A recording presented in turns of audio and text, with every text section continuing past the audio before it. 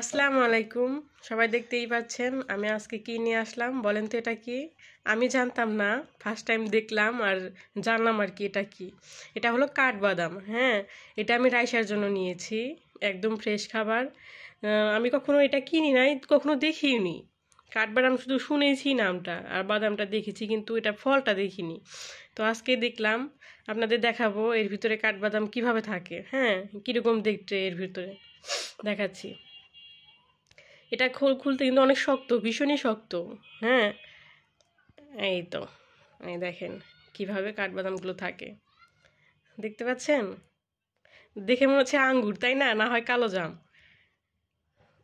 এখন এই বাদামগুলো আমি ভেঙে দেখাবো, দেখাই দাঁড়ান।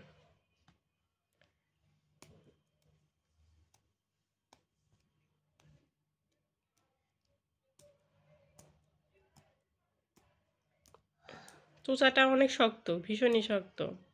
চোচার ভিতরে যেটা থাকে এটাও খাওয়া যায় না, এটার আর একটা চোচা এটা।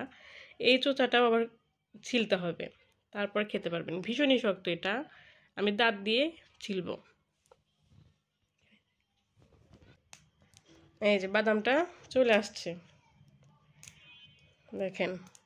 দেশি বাদামের চাইতে কাঠবাদাম কীরকম, আমিও আগে দেখিনি, এই প্রথম দেখলাম।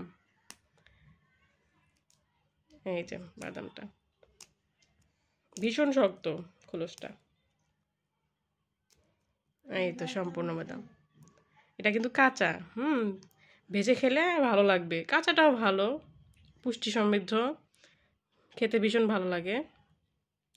এই দেখেন, একদম ফ্রেশ।